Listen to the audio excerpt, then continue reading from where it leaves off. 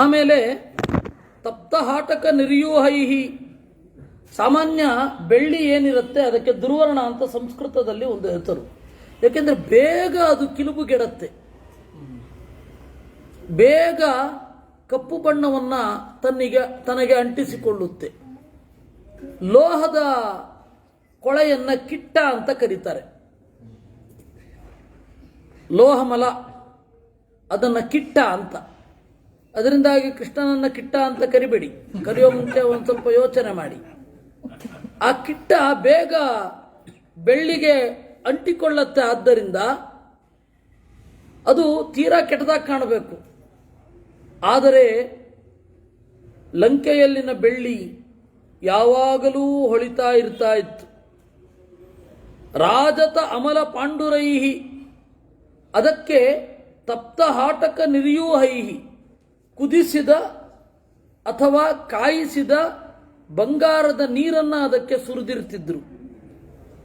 ವೈಡೂರ್ಯ ಕೃತ ಸೋಪಾನೈಹಿ ಸ್ಫಾಟಿಕಾಂತರ ಪಾಂಸುಭಿಹಿ ಚಾರು ಸಂಜವನೋಪೇತೈಹಿ ಖಮಿವೋತ್ಪತಿತೈ ಶುಭೈಹಿ.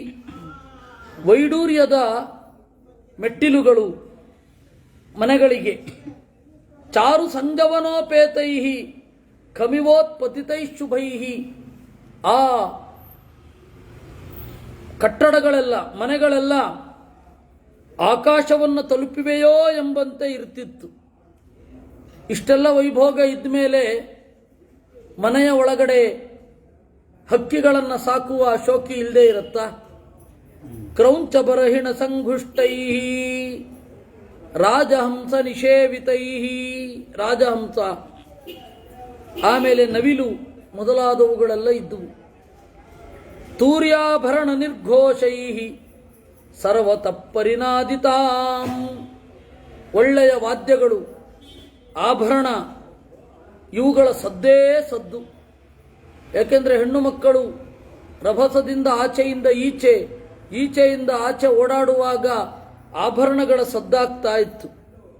ಒಟ್ಟಾರೆ ಹೇಳೋದಾದ ಮೇಲೆ ವಸ್ವೋಕಸಾರ ಪ್ರತಿಮಾಂ ಸಮೀಕ್ಷ ನಗರೀಂ ತತಃ, ಸಂಪತ್ತಿನ ಸಾರವೇ ಅಲ್ಲಿ ಇತ್ತು, ಹಾಗಿತ್ತು.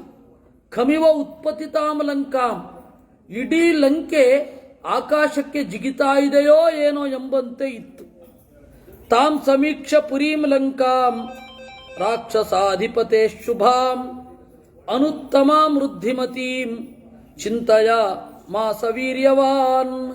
ಆ ಸಮೃದ್ಧವಾದ ನಗರವನ್ನು ಕಂಡು ಹನುಮಂತ ಯೋಚನೆ ಮಾಡಿದ. ನೇಯಮನ್ಯೇನ ನಗರಿ ಶಕ್ಯ ಜೇತುಂ ಸುರೈರಪಿ, ಈ ನಗರವನ್ನು ಬೇರೆ ಯಾರೂ ಗೆಲ್ಲಲಾಗುವುದಿಲ್ಲ. ರಕ್ಷಿತ ರಾವಣ ಬಲೈಹಿ ಉದ್ಯತಾಯುಧ ಪಾಣಿಭಿಹಿ, ರಾವಣನ ಸೈನಿಕರು ಬಹಳ ಬಲಿಷ್ಠರಾಗಿದ್ದಾರೆ. ಕುಮುದಾಂಗದಯೋರ್ವಾಪಿ ಸುಷೇಣಸ್ಯ ಮಹಾಕಪೇ ಪ್ರಸಿದ್ಧೇಯಂ ಭವೇದ್ಭೂಮಿ ಮೈಂದದ್ವಿವಿಧಯೋರಪಿ. ಪ್ರಾಯ ವಾಲಿಯ ಜೊತೆಗೆ ಗೆಳತನ ಇದ್ದವರು ಕುಮುದ ಅನ್ನುವ ಒಬ್ಬ ಕಪಿ, ಆಮೇಲೆ ವಾಲಿಯ ಮಗ ಅಂಗದ, ಸುಷೇಣ, ಅವರು ಇಲ್ಲಿ ಬಂದಿರಬಹುದೇನೋ ಯಾವಾಗಾದರೂ.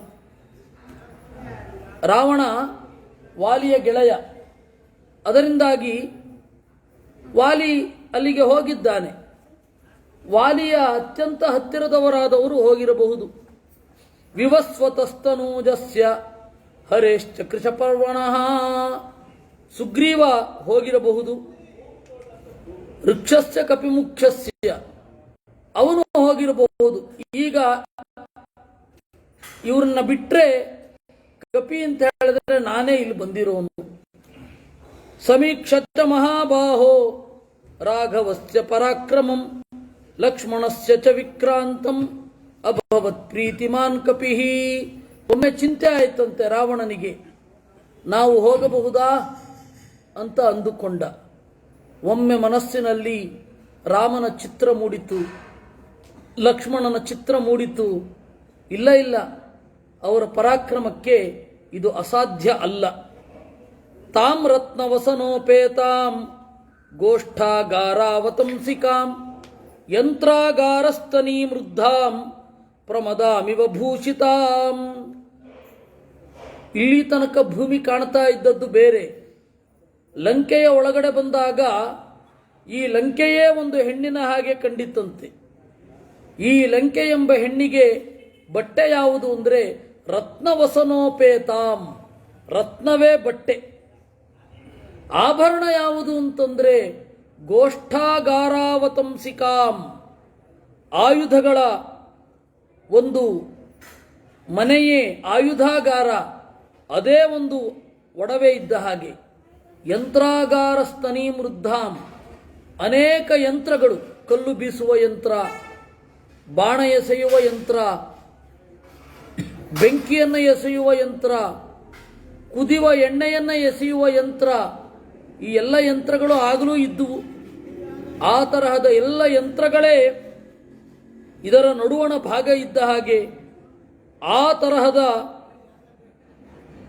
ಕಾಣ್ತಾ ಇದೆ. ಆದರೂ ಕೂಡ ಕತ್ತಲು ಇಲ್ಲ. ಯಾಕೆಂದ್ರೆ ಬೆಳಕೋ ಬೆಳಕು. ಆಗ ನಗರೀ ಸ್ವೇನ ರೂಪೇಣ ದದರ್ಶ ಪವನಾತ್ಮಜಂ,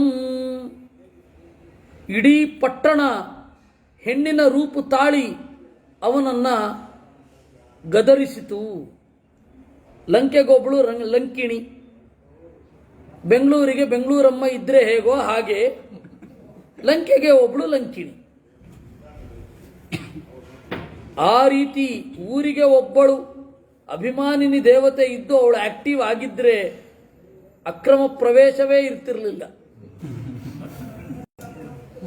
ಏನು ಮಾಡೋದು? ಆ ತರಹದ ಭಾಗ್ಯ ಈಗ ಕಲಿಯುಗದಲ್ಲಿ ಇಲ್ಲವೇ? ಅದರಿಂದಾಗಿ ಆ ಇಡೀ ಲಂಕೆ ಅನ್ನುವ ಹೆಣ್ಣು ಎದುರುಗಡೆ ಬಂತಂತೆ. ಸತಾಂ ಹರಿವರಂ ದೃಷ್ಟ್ವಾ ಲಂಕಾ ರಾವಣ ಪಾಲಿತ ಸ್ವಯಮೇ ಓತ್ಥಿತ ತತ್ರ ವಿಕೃತಾನನ ದರ್ಶನ. ನೋಡ್ಲಿಕ್ಕೆ ಕ್ರೂರವಾಗಿದ್ಲಂತೆ ಅವಳು. ಎದುರುಗಡೆ ನಿಂತಲು. ಮುಂಚಮಾನ ಮಹಾನಾದಂ ಅಬ್ರವೀತ್ ಪವನಾತ್ಮಜಂ, ಜೋರಾಗಿ ಗದರಿಸ್ತಾ ಹೇಳಿದ್ಲಂತೆ. ಕಸ್ತ್ವಂ ಕೇನ ಚಕಾರ್ಯೇಣ ಇಹ ಪ್ರಾಪ್ತೋ ವನಾಲಯ, ಯಾಕೋ ಇಲ್ಲಿ ಬಂದಿದ್ದಿ? ಯಾರು ನೀನು? ಕಸ್ತ್ವಂ ಕೇನ ಚಕಾರ್ಯೇಣ, ಏನು ಕೆಲಸ? ಕಥಯ ಸ್ವೇಹ ಯತ್ತತ್ವಂ ಯಾವತ್ ಪ್ರಾಣಾಧರಂತಿತೆ, ಉಸಿರಿರುವುದರೊಳಗಡೆ ಏನು ಅಂತ ಹೇಳಿಬಿಡು. ನ ಶಕ್ಯಂ ಖಲ್ವಿಯಂ ಲಂಕಾ ಪ್ರವೇಷ್ಟುಂ ವಾನರತ್ವಯ, ಇಲ್ಲಿ ತನಕ ಏನೋ ಬಂದಿದ್ದಿ, ಇಲ್ಲಿಂದ ಮುಂದೆ ನಿನಗೆ ಲಂಕೆಯನ್ನು ಪ್ರವೇಶ ಮಾಡಲಿಕ್ಕಾಗಲ್ಲ. ಅದಕ್ಕೆ ಹನುಮಂತ ಹೇಳಿದನಂತೆ, ಕಥಯಿಷ್ಯಾಮಿ ಯತ್ತತ್ವಂ ಯನ್ಮಾಂ ತ್ವಂ ಪರಿಪೃಚ್ಛಸಿ. ಅದಕ್ಕೆ ಅವನು ಹೇಳಿದ, ಕೇಳ್ತಾ ಇದ್ದಿ ಅಂತ ಹೇಳ್ತಾ ಇದ್ದೇನೆ. ಕಾತ್ವಂ ವಿರೂಪನಯನ ಪುರದ್ವಾರೇ ವತಿಷ್ಠತಿ, ಮುಖಕ್ಕೆ ಹೊಂದದಿರುವ ಕಣ್ಣಿರುವ ನೀನು ಯಾರು? ಅದನ್ನು ಹೇಳು. ನೀನು ನನ್ನನ್ನು ಪ್ರಶ್ನೆ ಕೇಳ್ತಾ ಇದ್ದಿ. ಕಿಮರ್ಥಂ ಚಾಪಿ ಮಾಂ ಕ್ರೋಧಾತ್ ನಿರ್ಭತ್ಸಯಸಿ ದಾರುಣೇ, ಸಿಟ್ಟಿನಿಂದ ಯಾಕೆ ನನ್ನನ್ನು ಬೈತಾ ಇದ್ದಿ? ಅದನ್ನ ಹೇಳು. ಹನುಮದ್ವಚನಂ ಶ್ರುತ್ವಾ ಲಂಕಾ ಸಾ ಕಾಮರೂಪಿಣಿ, ಆ ಹನುಮಂತನ ಮಾತನ್ನ ಕೇಳಿ ಅವಳು ಹೇಳಿದಳಂತೆ, ನಾನು ರಾವಣನ ಆಜ್ಞಾ ಪ್ರತೀಕ್ಷಾ ದುರ್ಧರ್ಷ ರಕ್ಷಾಮಿ ನಗರೀಂ ಇಮಾಂ, ಈ ಪಟ್ಟಣದ ಅಭಿಮಾನಿನಿ ನಾನು. ಈ ಪಟ್ಟಣವನ್ನು ಕಾಪಾಡುತ್ತಾನೆ. ನಶಕ್ಯಂ ಮಾಮವಜ್ಞಾಯ ಪ್ರವೇಷ್ಟುಂ ನಗರೀಮಿಮಾಂ, ನನ್ನನ್ನು ಕಡೆಗಣಿಸಿ ಈ ಲಂಕೆಯ ಒಳಗಡೆ ಹೋಗಲಿಕ್ಕಾಗೋಲ್ಲ. ಅದ್ಯ ಪ್ರಾಣೈ ಪರಿತ್ಯಕ್ತಃ ನಿಹತಃ ಸ್ವಪ್ಸ್ಯಸೇ ಮಯಾ, ಈಗ ನಾನು ಒಂದು ಹೊಡೆದರೆ ನೀನು ಪ್ರಾಣ ಬಿಡ್ತೀಯ. ನಾನೇ ಲಂಕೆ, ಅಹಂ ಹಿ ನಗರಿ ಲಂಕಾ ಸ್ವಯಮೇವ ಪ್ಲವಂಗಮ, ಸರ್ವತಃ ಪರಿರಕ್ಷಾಮಿ ಅತಸ್ತೆ ಕಥಿತಮ್ಮಯ. ನೀನು ಕೇಳಿದಿ ಅಂತ ನಾನು ಹೇಳ್ತಾ ಇದ್ದೇನೆ. ಈ ಲಂಕೆಯ ಮಾತನ್ನು ಹೇಳಿದಾಗ ಹನುಮಂತ ಏನು ಮಾತನಾಡಲಿಲ್ಲ. ಸತಾಂ ಸ್ತ್ರೀರೂಪ ವಿಕೃತಾಂ ದೃಷ್ಟ್ವಾ ವಾನರ ಪುಂಗವ. ವಿಕೃತವಾದ ಹೆಣ್ಣಿನ ವೇಷ ಇರುವ ಅವಳನ್ನು ನೋಡಿದ. ಆ ಬಭಾಷೇಥ ಮೇಧಾವಿ ಸತ್ವವಾನ್ ಪ್ಲವಗರ್ಷಭ. ಅವಳನ್ನು ಕುರಿತು ಮಾತನಾಡಿದ. ದ್ರಕ್ಷ್ಯಾಮಿ ನಗರೀಂ ಲಂಕಾಂ ಸಾಟ್ಟ ಪ್ರಾಕಾರ ತೋರಣಾಂ. ಈ ಲಂಕೆಯ ಬಗ್ಗೆ ಬಹಳ ಕುತೂಹಲ ಬಂದಿತ್ತು. ಯಾರೂ ಕೂಡ ಈ ಹಿಂದೆ ಇಲ್ಲಿ ಪ್ರವೇಶ ಮಾಡಿರಲಿಲ್ಲ ಅಂತಂದ್ರು. ಅದಕ್ಕೆ ನೋಡ್ಲಿಕ್ಕೆ ಬಂದಿದ್ದೇನೆ. ಪರಂ ಕೌತೂಹಲಂ ಹಿಮೆ. ನನಗೆ ಉತ್ಕಟವಾದ ಕುತೂಹಲ ಇದೆ. ಅದಕ್ಕಾಗಿ ಸುತ್ತಮುತ್ತ ನೋಡಲಿಕ್ಕೆ ಅಂತ ಬಂದಿದ್ದೇನೆ. ವನಾನ್ಯುಪವನಾನೀಹ ಲಂಕಾಯ ಕಾನನಾನಿ ಚ ಸರ್ವತೋ ಗೃಹ ಮುಖ್ಯಾನಿ ದ್ರಷ್ಟುಂ ಆಗಮನಂ ಹಿಮೆ. ಈ ಕಾಡು, ಈ ಉದ್ಯಾನ, ಲಂಕೆಯ ದಟ್ಟವಾದ ಕಾಡುಗಳು, ಇಲ್ಲಿ ಇರುವ ಮನೆಗಳು, ಇದನ್ನೆಲ್ಲ ನೋಡ್ಲಿಕ್ಕೆ ಬಂದಿದ್ದೇನೆ. ಕೆಲಸ ಮುಗಿದ ಕೂಡಲೇ ಹೊರಟು ಬಿಡ್ತೇನೆ ಅಂದ. ಅದಕ್ಕೆ ಅವಳಿಗೆ ಸಿಟ್ಟು ಬಂತು. ಮಾಮನರ್ಜಿತ್ಯ ದುರ್ಬುದ್ಧೇ ರಾಕ್ಷಸೇಶ್ವರ ಪಾಲಿತಾಂ ನ ಶಕ್ಯಂ ಹೆದ್ಯತೆ ದ್ರಷ್ಟುಂ ಪುರೀಯಂ ವಾನರಾಧಮ. ನನ್ನನ್ನು ಸೋಲಿಸದೇ ಹೋಗ್ಲಿಕ್ಕಾಗೋಲ್ಲ ಅಂದು. ಅಂದರೆ ನನ್ನನ್ನು ಸೋಲಿಸಿದ್ರೆ ಹೋಗಬಹುದು ಅಂತ ಸೂಚನೆ ಕೊಟ್ಟಾಗಾಯ್ತು. ಹೋಗಬೇಡ ಅಂತ ಹೇಳಿದರೆ ಬೇರೆ, ನನ್ನನ್ನು ಗೆಲ್ಲದೆ ಹೋಗಲಾಗುವುದಿಲ್ಲ ಅಂದರೆ ಅನಿವಾರ್ಯವಾಗಿ ಅವನನ್ನ ಹೊಡಿ ಹೊಡಿ ಅಂತ ಪ್ರಚೋದನೆ ಮಾಡಿದ ಹಾಗಿರುತ್ತೆ. ತತಕೃತ್ವಾ ಮಹಾನಾದಂ ಸಾ ವೈ ಲಂಕಾ ಭಯಂಕರಂ ತಲೇನ ವಾನರ ಶ್ರೇಷ್ಠಂ ತಾಡಯಾಮಾಸ ವೇಗಿತ. ಆ ಲಂಕೆ ಅಥವಾ ಲಂಕಿಣಿ ತೆಗೆದು ಹೊಡೆದ್ಲಂತೆ. ಆಗ ನನಾದ ಸುಮಹಾನಾದಂ ವೀರ್ಯವಾನ್ ಮಾರುತಾತ್ಮಜ. ಅವನು ಹೊಡೆದ ಕೂಡಲೇ ಅವಳನ್ನೇ ಗದರುವ ಹಾಗೆ ಹುಂಕಾರ ಮಾಡಿದ. ತತಃ ಸಂವರ್ತಯಾಮಾಸ ವಾಮಹಸ್ತಸ್ಯ ಸೋಂಗುಲೀಹಿ. ಎಡಗೈಯನ್ನು ಅವಳ ಮುಂದೆ ಹಿಡಿದು ತತಃ ಸಂವರ್ತಯಾಮಾಸ ಒಂದೊಂದೇ ಬೆರಳು ಮಡಸಿದನಂತೆ. Perfect effect. ಮುಷ್ಟಿನಾಭಿಜಗಾನೈನಾಂ ಹನುಮಾನ್ ಕ್ರೋಧ ಮೂರ್ಛಿತಃ. ಆಮೇಲೆ ಹಿಡಿಗೈ ಮಾಡಿ ಮುಷ್ಟಿ ಮಾಡಿ ಹೊಡೆದ ಅಂತೆ. ಸ್ತ್ರೀಚೇತಿ ಮನ್ಯಮಾನೇನ ನಾತಿ ಕ್ರೋಧ ಸ್ವಯಂಕೃತಃ. ಹೆಣ್ಣಲ್ವಾ ಅಂತ ಹೇಳಿ ಬಹಳ ಸಿಟ್ಟು ಮಾಡಿಕೊಳ್ಳಿಲ್ಲಂತೆ. ಸಾತುತೇನ ಪ್ರಹಾರೇಣ ವಿಹ್ವಲಾಂಗೀ ನಿಶಾಚರೀ ಪಪಾತ ಸಹತಾ ಭೂಮೌ ವಿಕೃತಾನನ ದರ್ಶನ. ಅವನ ಪೆಟ್ಟಿನಿಂದ ಅವಳಂತೂ ಕೆಳಗಡೆ ಬಿದ್ಲು. ತಥೋ ವೈಭೃಚಮುದ್ವಿಗ್ನ ಲಂಕಾ ಸಾ ಗದ್ಗದಾಕ್ಷರಂ ಉವಾಚ ಅಗರ್ವಿತಂ ವಾಕ್ಯಂ ಹನುಮಂತಂ ಪ್ಲವಂಗಮಂ. ಪೆಟ್ಟು ಬಿದ್ದ ಕೂಡಲೇ ಗರ್ವ ಅಹಂಕಾರ ಜರ್ರನೆ ಇಳಿಯಿತು. ಅಗರ್ವಿತಂ ವಾಕ್ಯಮುವಾಚ. ಕೊಬ್ಬು ಇಲ್ಲದೆ ಹೇಳಿದಳಂತೆ, ಪ್ರಸೀದ ಸುಮಹಾಬಾಹೋ ತ್ರಾಯಸ್ವ ಹರಿಸತ್ತಮ.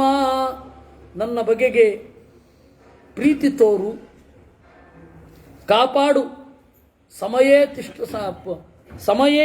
ಸೌಮ್ಯ ತಿಷ್ಠಂತಿ ಸತ್ವವಂತೋ ಮಹಾಬಲಾಹ. ಬಲಿಷ್ಠರಿಗೆ ತಮ್ಮ ಮೇಲೆ ಕಂಟ್ರೋಲ್ ಇರುತ್ತೆ. ಯಾರಿಗೆ ದೇಹದ ಬಲ ಮನೋಬಲ ಪೂರ್ಣವಾಗಿರುತ್ತೆ ತಮ್ಮ ಹೊಡೆತದ ಮೇಲೆ ಕಂಟ್ರೋಲ್ ಇರುತ್ತೆ. ಅವರು ಒಂದು ಮಿತಿಯನ್ನು ದಾಟುವುದಿಲ್ಲ.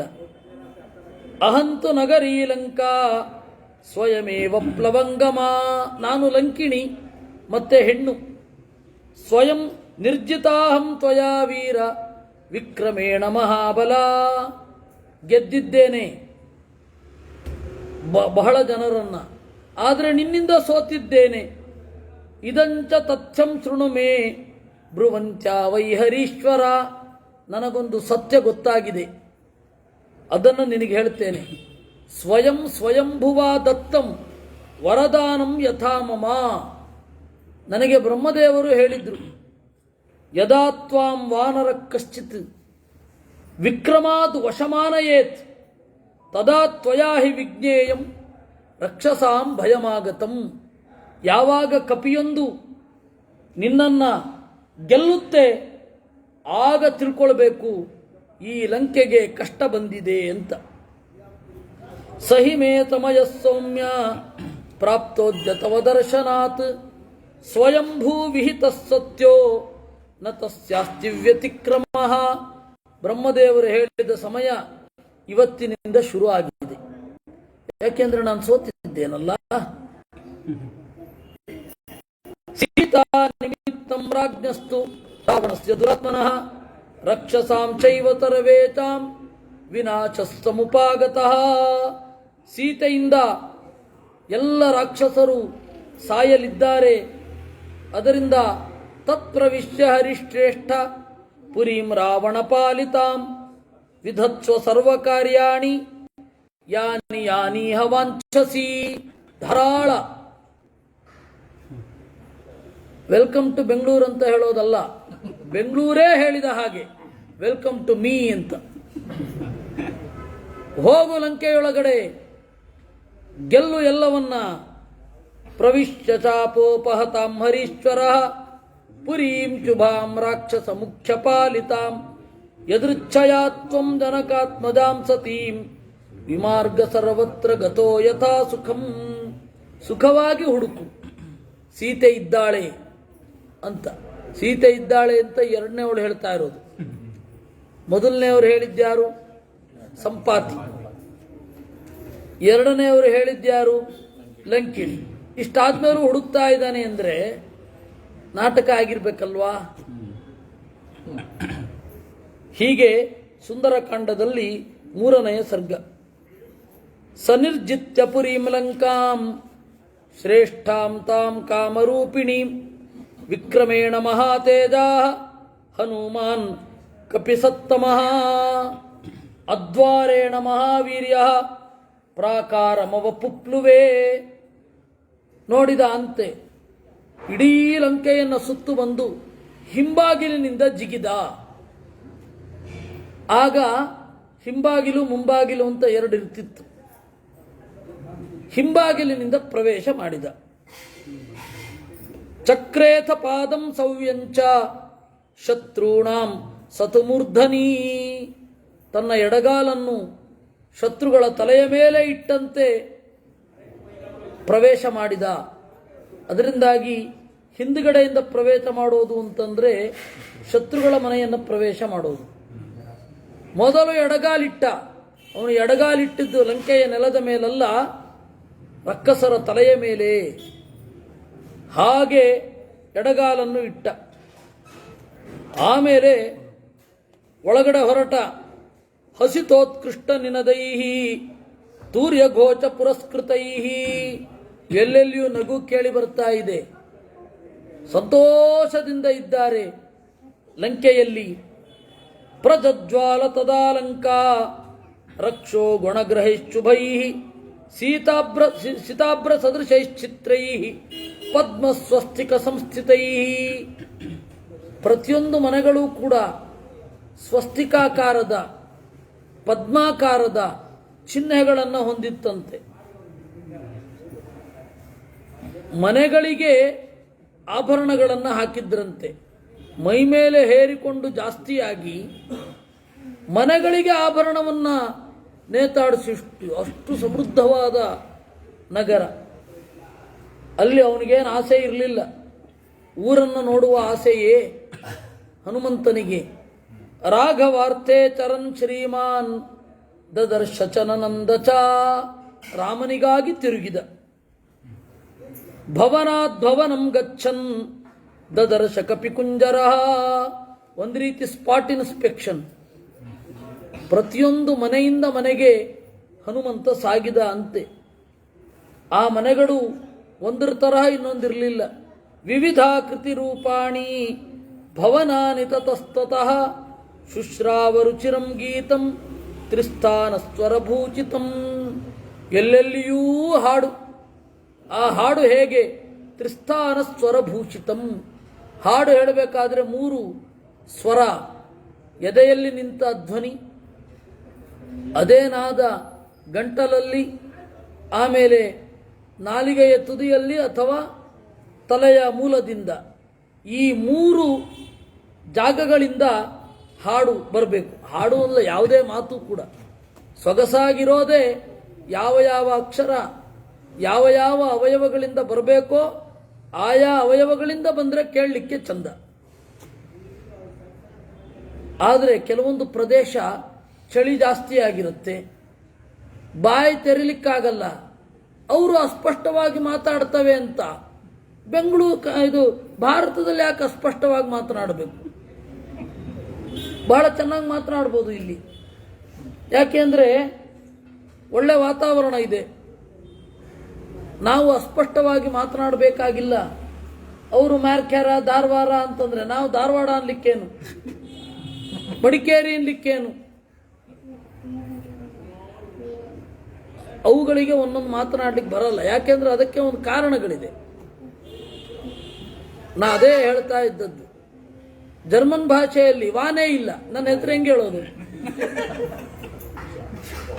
ಅವರು ವಿ ಬರೆದು ಫಾ ಅಂತ ಓದ್ತಾರೆ, ಫೋಕ್ಸ್ ವ್ಯಾಗನ್ ಅಂತಾರೆ ಅಲ್ವಾ? ಅದೇ ವಿ ಇಲ್ಲ, ಕಷ್ಟ, ಬಹಳ ಕಷ್ಟಪಡಿಸ್ಬೇಕು. ಅವ್ರ ಬಾಯಲ್ಲಿ ಬರೆಸ್ಬೇಕು ಅಂದ್ರೆ. ನಾನು ಕಲೀಲಿಕ್ಕೆ ಹೋದಾಗ ಅವನು ಬಹಳ ಕಷ್ಟ ಆಗೋಯ್ತು ನನ್ನ ಹೆಸರು ಹೇಳಲಿಕ್ಕೆ. ಹೇಗೆ ನೀನು ಈ ಡಾಯಿಶ್, ಅವರು ಡಾಯಿಶ್, ನಾವು ಜರ್ಮನ್ ಅಂತ ಕರಿತೀವಿ, ಅವ್ರು ಡಾಯಿಶ್ ಅಂತ ಕರೆಯೋದು. ಹೇಗೆ ಈ ಭಾಷೆಯಲ್ಲಿ ನಿನ್ನ ಹೆಸರು ಹೇಳೋದು ಮಾರಾಯ, ಅಲ್ಲಿಗೆ ಹೋಗಲೇಬೇಡ ನೀನು ಒಂದ. ಹಾಗಾಗತ್ತೆ. ಅದಕ್ಕೆ ಒಂದೊಂದು, ಈಗ ಗ್ರೀಕಿನಲ್ಲಿ ನಾ ಇಲ್ಲ, ಅನುನಾಸಿಕಾಕ್ಷರಗಳೇ ಇಲ್ಲ. ಗ್ರೀಕಿನ ಒಬ್ಬಳು ರಾಣಿ ಹಡಗಿನಲ್ಲಿ ತಪ್ಪಿಸಿಕೊಂಡು ದಕ್ಷಿಣ ಕನ್ನಡದ ಮಲ್ಪೆ ಬೀಚಿಗೆ ಬಂದು ಅವಳನ್ನು ಅಲ್ಲಿಯ ರಾಜ ರಕ್ಷಿಸಿದ. ಅದು ಆ ಗ್ರೀಕ್ ನಾಟಕ ಉಲ್ಲೇಖ ಇದೆ. ಗೋವಿಂದ ಪೈಗಳು ಅದನ್ನ ಉಲ್ಲೇಖ ಮಾಡಿದ್ದಾರೆ. ಕೇಳ್ತಾ ಇದ್ದಿಲ್ಲ, ಓದಿಲ್ವಾ ಅಂತ. ಓದಿದ್ದೇನೆ. ಅಲ್ಲಿ ಆ ಗ್ರೀಕ್ ರಾಣಿ ನಿನ್ನನ್ನು ಏನಂತ ಕರಿತಾ ಇದ್ದ ಅವನು ಅಂತ ಅಲ್ಲಿಗೆ ಹೋದ್ಮೇಲೆ ಕೇಳ್ತಾನೆ. ತಗಿ ಅಂತ ಕರಿತಾ ಇದ್ದ. ತಂಗಿ ಇಲ್ಲಿಗೆ ಬರಲಿಲ್ಲ ಅವನು ತಗಿ ಅಂತ ಕರಿತಾ ಇದ್ದ ಅಂದು. ನೀನು ಎಲ್ಲಿಗೆ ಹೋದೆ? ಅದೆಲ್ಲ ಹೆಸರು ಹೇಳಲಿಕ್ಕೆ ಬರಲಿಲ್ಲ ಅವಳಿಗೆ. ಯಾಕೆಂದ್ರೆ ನಾ ಇಲ್ಲ, ಯಾವ ಅನುಸ್ವಾರಗಳು ಅವರಲ್ಲಿ ಇರಲಿಲ್ಲ. ಈಗ ಬಂದಿದ್ರೆ ಗೊತ್ತಿಲ್ಲ. ಅದರಿಂದಾಗಿ ಅವರವರ ಬಿಸಿಲು, ಅಲ್ಲಿ ಬೀಸುವ ಗಾಳಿ, ಅಲ್ಲಿಯ ಭೂಗುಣ, ಇವುಗಳೆಲ್ಲವೂ ಕೂಡ ಉಚ್ಚಾರಕ್ಕೆ ಅನುಕೂಲ ಆಗ್ತವ ಅಂತ ನೋಡ್ತಾರೆ. ನಮಗೆ ಇಲ್ಲಿ ಅನುಕೂಲ ಇದ್ದು ಅಷ್ಟು ಅಸ್ಪಷ್ಟವಾಗಿ ಸ್ಟೈಲಿಶ್ ಆಗಿ ಯಾಕೆ ಮಾತನಾಡಬೇಕು? ಇಲ್ಲಿರೋ ತರಹ ಮಾತನಾಡಿದ್ರೆ ಸಾಕು, ಇರಲಿ. ಅದರಿಂದಾಗಿ ತ್ರಿಸ್ಥಾನ ಸ್ವರಭೂಚಿತಂ, ಮಾತನಾಡಬೇಕಾದ್ರೇನೆ ಯಾವ ಯಾವ ಅವಯವಗಳಿಂದ ಯಾವ ಯಾವ ವರ್ಣಗಳು ಹೊರಬಂದು ಧ್ವನಿ ತರಂಗಗಳು ಹೇಗೆ ಹೇಗೆ ಬರಬೇಕೋ ಹಾಗೆ ಕೇಳಿದ್ರೆ ಚಂದ. ಅದಕ್ಕೆಲ್ಲ ಅವಕಾಶ ಇದೆ ಇಲ್ಲಿ. ಸ್ತ್ರೀಣಾಂ ಮದನ ವಿದ್ಧಾನಾಂ ದಿವಿ ಚಾಪ್ಸರಸಾಮಿವ. ಆದ್ರೆ ಹಾಡು ಎಂಥದ್ದು? ಬರೇ ಪಂಜಾಬಿಗಳ ಹಾಡಿದ್ದಾಗಿತ್ತು. ಪಂಜಾಬದ ಹಾಡಿನಲ್ಲಿ ನೀವು ಏನು ಮಾಡಿದ್ರೂ ಅಧ್ಯಾತ್ಮವನ್ನು ಹುಡುಕ್ಲಿಕ್ಕಾಗಲ್ಲ. ಯಾಕೆಂದ್ರೆ ಅವರು ಬಾಹ್ಲೀಕರು ಅಂತ. ಆಗ ಬಾಹ್ಯೇಯವ ಲೀಯಂತೆ, ಹೊರಗಡೆಯ ಇಂದ್ರಿಯಗಳಲ್ಲೇ ತೊಡಗಿದವರು, ಒಳಗಡೆ ಹೋಗಲಿಕ್ಕೆ ಬರಲ್ಲ. ಅವಾಗ ಅವರನ್ನ ಬಾಹ್ಲೀಕರು ಅಂತ ಕರೀತಾ ಇದ್ರು. ಅವರ ಹಾಡಿನಲ್ಲಿ ಮ್ಯಾಕ್ಸಿಮಮ್ ಅಂತಂದ್ರೆ ಹೆಣ್ಣಿನ ವರ್ಣನೆ, ಭಗ್ನ ಪ್ರೇಮದ ವರ್ಣನೆ ಎರಡೇ. ಒಂದೋ ವಿಪ್ರಲಂಬ ಶೃಂಗಾರ, ಒಂದೋ ಶೃಂಗಾರ. ಈಗ ಜಾನಪದ ಗೀತೆ ಅಂದ್ರೆ ವಿಪ್ರಲಂಬ ಶೃಂಗಾರವೇ ಆಗೋಗಿದೆ. ಯುಕೆನಲ್ಲಿ ಅಂದ್ರೆ ಉತ್ತರ ಕರ್ನಾಟಕದಲ್ಲಿ ನೀವು ಹೋಗಿ ಟ್ರ್ಯಾಕ್ಟರ್ ಹಾಡನ್ನು ಕೇಳಬೇಕು, ಬರೇ ವಿಪ್ರಲಂಬ, ಯಾರನ್ನೋ ನೆನೆಸ್ಕೊಂಡು ಅಳ್ತಾ ಇರೋದು. ಒಂದು ಅವಳು ಅವನನ್ನು ನೆನೆಸ್ಕೊಂಡು ಅಳ್ತಾ ಇರ್ತಾಳೆ, ಒಂದು ಅವಳನ್ನು ನೆನೆಸ್ಕೊಂಡು ಅಳ್ತಾ ಇರ್ತಾನೆ. ಈ ರೀತಿ ಬರೇ ಶೃಂಗಾರಭೂತವಾದ ಹಾಡುಗಳನ್ನ ಈ ಬ್ರಹ್ಮಚಾರಿ ಕೇಳಬೇಕಾಯ್ತು. ಯಾಕೆಂದ್ರೆ ಬಂದಿದ್ದ ದೇಶ ಅಂಥದ್ದು. ಸ್ತ್ರೀಣಾಂ ಮದನ ವಿದ್ಧಾನ, ಕಾಮದಿಂದ ತೊಡಗಿದ ಹೆಣ್ಣು ಮಕ್ಕಳ ಹಾಡನ್ನು ಕೇಳಿದ. ಹೇಗೆ? ದಿವಿಚ ಅಪ್ಸರ ಸಾಮಿವ, ಅವ್ರ ಧ್ವನಿಯೇನೋ ಅಪ್ಸರೆಯರ ತರಹ ಇತ್ತು, ಆದರೆ ಹಾಡೆಲ್ಲ ಶೃಂಗಾರ. ಏನು ಮಾಡೋದು? ಕೇಳ್ಕೊಂಡು ಹೋದ. ಶೃಶ್ರಾವಕಾಂಚಿ ನಿನದಂ ನೂಪುರಾಣಾಂಚ ನಿಸ್ವನಂ, ಬಟ್ಟೆಯ ಸದ್ದು, ಗೆಜ್ಜೆಯ ಸದ್ದಿನೊಡಗೂಡಿದ ಹಾಡು. ಸೋಪಾನ ನಿನದಾಂಶ್ಚಾಪಿ ಭವನೇಶು ಮಹಾತ್ಮನಾಂ, ಆಸ್ಫೋಟಿತ ನಿನಾದಾಂಶ್ಚ ಕ್ಷೇಡಿತಾಂಶ್ಚ ತತಸ್ತತಃ. ಆಸ್ಫೋಟಿತ ನಿನಾದ, ತೊಡೆಗಳನ್ನ ತಟ್ಟಿಕೊಳ್ಳುವ ಶಬ್ದವನ್ನ ಆಸ್ಫೋಟಿತ ಅಂತ ಕರೀತಾರೆ. ಆ ರಾಕ್ಷಸರು ಅದು ಯಾಕೆ ತೋಳು ತಟ್ಕೋಬೇಕಿತ್ತೋ, ಎದುರುಗಡೆ ಯಾರೂ ಇರಲಿಲ್ಲ. ಕುಡಿದು ಜಾಸ್ತಿಯಾಗಿ ತೋಳು ತಟ್ಕೊಳ್ಳೋದೊಬ್ಬ, ತೊಡೆ ತಟ್ಕೊಳ್ಳೋದೊಬ್ಬ, ಆ ಸದ್ದನ್ನು ಕೇಳಿಕೊಂಡು ಹೋದನಂತೆ. ಅಂದ್ರೆ ಒಂದು ನಗರ ಆಕ್ರಮಣಕ್ಕೆ ಒಳಗಾಗುವ ಮೊದಲು ಒಬ್ಬ ಡೀಪ್ ಆಗಿ ಒಬ್ಬ ಸ್ಟಡಿ ಮಾಡಿರ್ತಾನೆ ಅದರ ಬಗ್ಗೆ. So Hanumanta deeply studied what was Lanka, Lanke ಏನು ಎಲ್ಲವನ್ನ ನೋಡಿದ್ದ. ಪ್ರತಿಯೊಂದನ್ನು ವರ್ಣನೆ ಮಾಡ್ತಾರೆ. ಹಾಗೆ ಹೋದ. ಶುಶ್ರಾವ ಜಪತಾಂ ತತ್ರ ಮಂತ್ರಾನ್ ರಕ್ಷೋ ಗೃಹೇಚು ವೈ ಸ್ವಾಧ್ಯಾಯ ನಿರತಾಂಶ್ಚೈವ ಯಾತು ಧಾನಾನ್ ದದರ್ಶಃ. ಆಮೇಲೆ ರಕ್ಕಸರ ಮನೆಯಲ್ಲಿ ಜಪ ಮಾಡುವ ಯಾತುಧಾನರು ಅವರನ್ನು ನೋಡಿದ. ಅಂದ್ರೆ ಬ್ರಹ್ಮರಾಕ್ಷಸರು ಅಂತ ಹೇಳ್ತಾರೆ. ಅವರು ಅಲ್ಲಿಗೆ ಬ್ರಾಹ್ಮಣರಿದ್ದ ಹಾಗೆ, ಇದು ಒಂದರ್ಥ. ಇನ್ನೊಂದು, ಬ್ರಹ್ಮರಾಕ್ಷಸ ಅಂದರೆ ದೇವಸ್ಥಾನದ ಅಥವಾ ಬೇರೆಯವರ ಸಮಾಜದ ದುಡ್ಡನ್ನ ಯಾರು ತಿಂದಿರ್ತಾರೆ ಅವರು ಸತ್ತ ಮೇಲೆ ಆಗುವ ಗತಿ ಬ್ರಹ್ಮರಾಕ್ಷಸ. ಬ್ರಾಹ್ಮಣರಾಗಿದ್ದು ಹಾಗೆ ಅನ್ಯಾಯ ಮಾಡಿದರೆ ಬ್ರಹ್ಮರಾಕ್ಷಸರಾಗುವುದು ಅಂತ ಕರೀತಾರೆ. ಯಾವ ಪಿಶಾಚಿಗಳಿಗೂ ಅತೀಂದ್ರಿಯ ಶಕ್ತಿ ಇರಲ್ಲ, ಅದೆಲ್ಲ ಚಲನಚಿತ್ರದ ಕಲ್ಪನೆ ಅಷ್ಟೇ.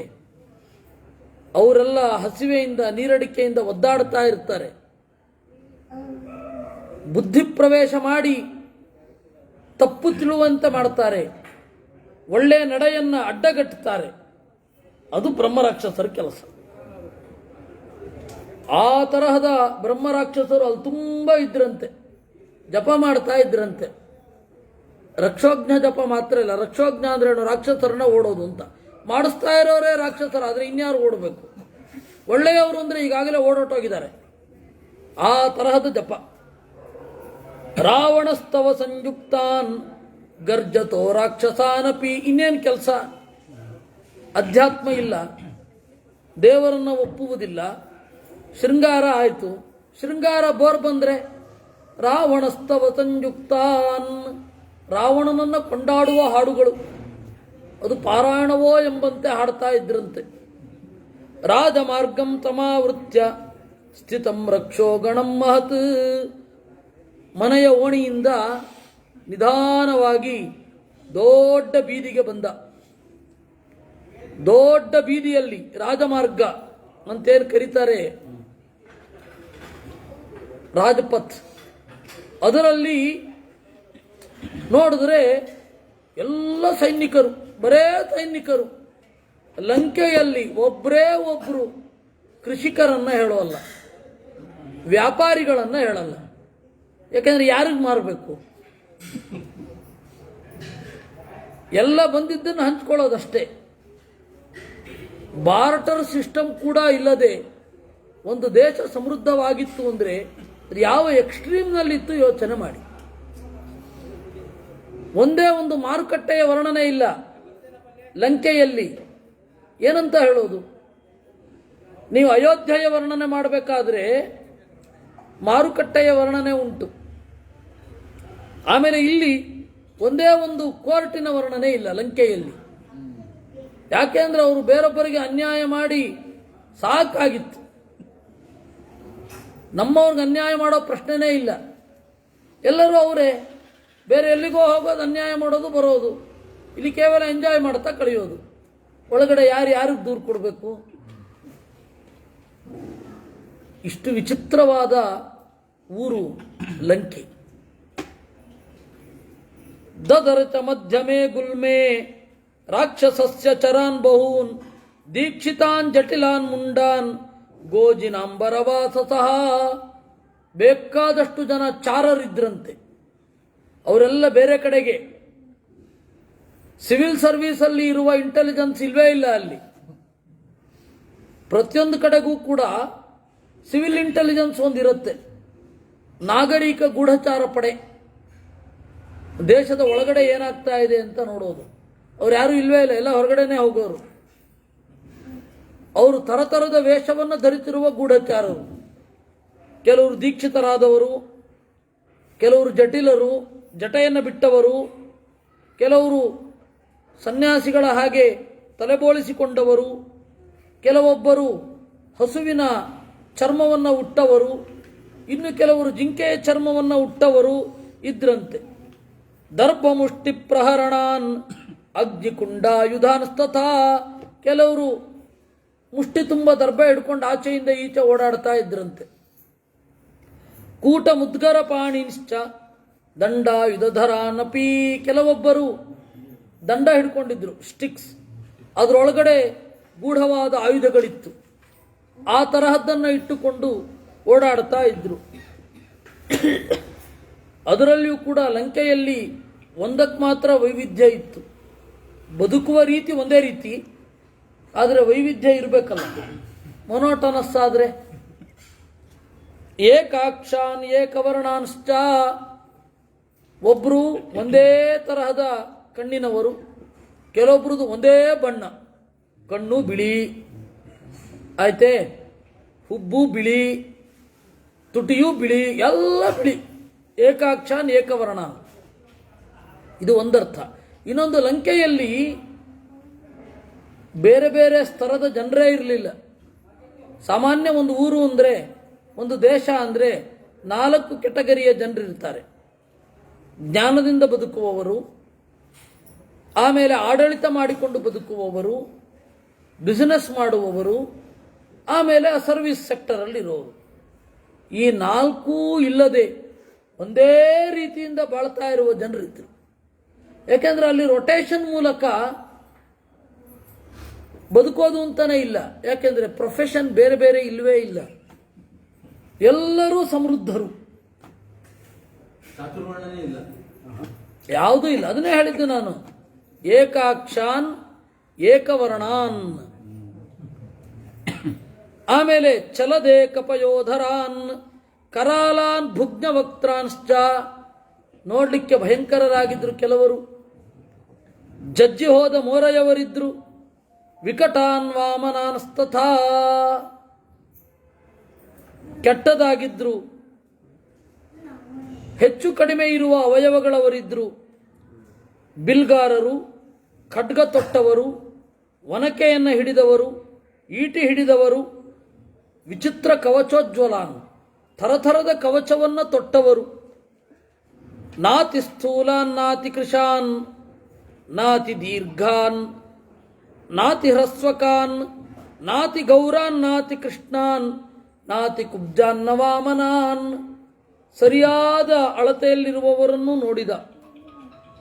ಬೇರೆ ಬೇರೆ ತರಹದ ಮರಗಳನ್ನು, ಶಕ್ತಿಯನ್ನು ಹಿಡಿದವರು, ನಾನಾ ವೇಷದಿಂದ ಕೂಡಿದವರು ಹೀಗೆ ಇದ್ರು.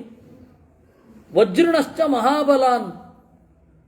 ಒಳ್ಳೆಯ ಮಿಂಚಿನಂತಹ ಆಯುಧವನ್ನು ಹಿಡಿದವರು. ಈ ರೀತಿ ಎಲ್ಲರನ್ನು ನೋಡಿದ. ರಾಕ್ಷಸೇಂದ್ರಸ್ಯ ವಿಖ್ಯಾತಂ ಅದ್ರಿಮೂರ್ಧಿ ಪ್ರತಿಷ್ಠಿತಂ. ರಾಕ್ಷಸೇಂದ್ರನ ಮನೆಯನ್ನು ನೋಡಿದ. ಎಲ್ಲರಿಗಿಂತ ಮೇಲ್ಗಡೆ ಕಾಣಿಸ್ತಾ ಇತ್ತು ಅದು. ಎಲ್ಲರ ಮನೆ ಸುತ್ತಲೂ ಇದ್ರೆ ಮೇಲ್ಗಡೆ ರಾವಣನ ಮನೆ.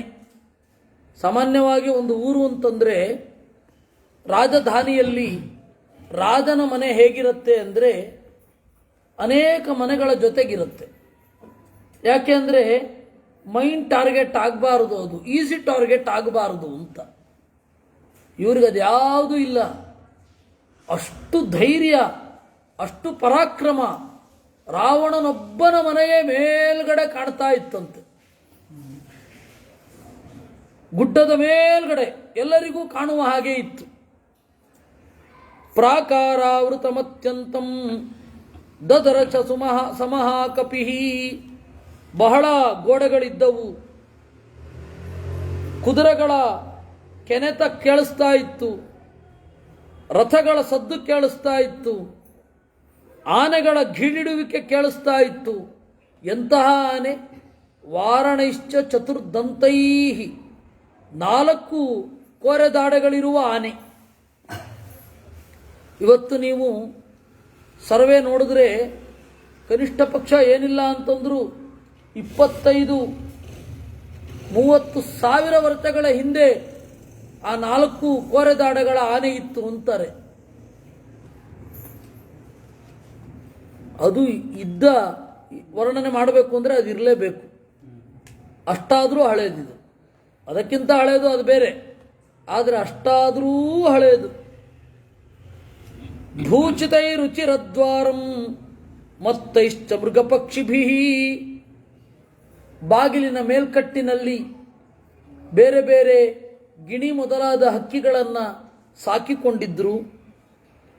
ಈ ತರಹದ ಪಟ್ಟಣವನ್ನು ನೋಡಿದ ಸುಲಭವಾಗಿ ಗೊತ್ತಾಗೋಯ್ತಲ್ಲ, ರಾವಣ ಅಂತ ಪುರಮಾವಿವೇಶ, ರಾವಣ ಅಂತಃಪುರಮಾವಿವೇಚ. ರಾವಣನ ಅಂತಃಪುರದ ಒಳಗಡೆ ಹೊಕ್ಕ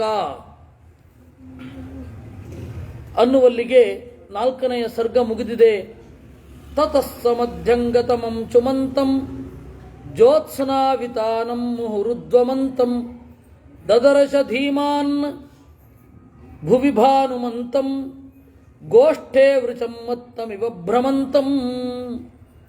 ಆಮೇಲೆ ಚಂದ್ರನನ್ನು ನೋಡಿದ ಅಂತೆ. ದೊಡ್ಡ ಗುಡ್ಡದ ಮೇಲ್ಗಡೆ ಇರುವ ಭವನವನ್ನು ನೋಡುವಾಗ, ಇನ್ನು ಮೇಲ್ಗಡೆ ನೋಡಿದಾಗ ಚಂದ್ರನನ್ನ ಕಂಡ. ಗೋಷ್ಠೇ ವೃಷಂ ಮತ್ತಮಿವ ಭ್ರಮಂತಂ, ಬಿಳಿಯಾದ ಎತ್ತಿನ ಹಾಗೆ ಚಂದ್ರ ಕಂಡ ಅಂತೆ. ಲೋಕಸ್ಯ ಪಾಪಾನಿ ವಿನಾಚಯಂತಂ ಮಹೋದಧಿಂ ಚಾಪಿ ಸಮೇಧಯಂತಂ ಭೂತಾನಿ ಸರ್ವಾಣಿ ವಿರಾಜಯಂತಂ ತದರ್ಶ ಶೀತಾಂಶು ಮಥಾಭಿಯಾಂತಂ. ಜನರ ಪಾಪಗಳನ್ನು ಪರಿಹಾರ ಮಾಡುವ ಚಂದ್ರ. ಜನರ ಪಾಪ ಹೇಗೆ ಪರಿಹಾರ ಮಾಡುತ್ತಾನೆ? ಮಧ್ವಾಚಾರ್ಯರು ಮಾನವ ಬದರ ಸಿಂಧು ಶಶಿನಸ್ತು ತ್ರಿನಾಮಕಂ. ಮಾನವ ಅಂತ ಚಂದ್ರನ ಹೆಸರು, ಬದರ ಅಂತ, ಸಿಂಧು ಅಂತ. ಇದನ್ನು ಯಾರು ಉಪಾಸನೆ ಮಾಡ್ತಾರೆ ಅವರ ರೋಗಗಳೆಲ್ಲ ಪರಿಹಾರ ಆಗತ್ತೆ ಅಂತಾರೆ.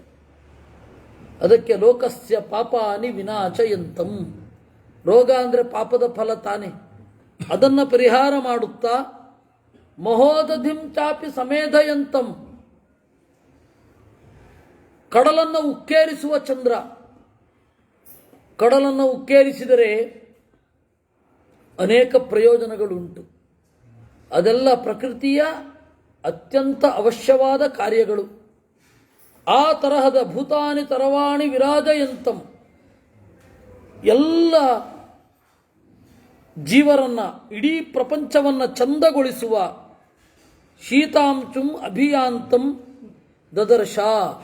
ಚಂದ್ರನನ್ನ ನೋಡಿದ. ನೋಡಿ ಏನು ಮಾಡಿದ ಅದು ಆಮೇಲೆ ಮುಂದಿನ ಶನಿವಾರ. ನಾಳೆ ಯಥಾಪ್ರಕಾರ ಮಹಾಭಾರತದ ಆಪದ್ಧರ್ಮ ಪರ್ವ. ಕೃಷ್ಣಾರ್ಪಣಮಸ್ತು.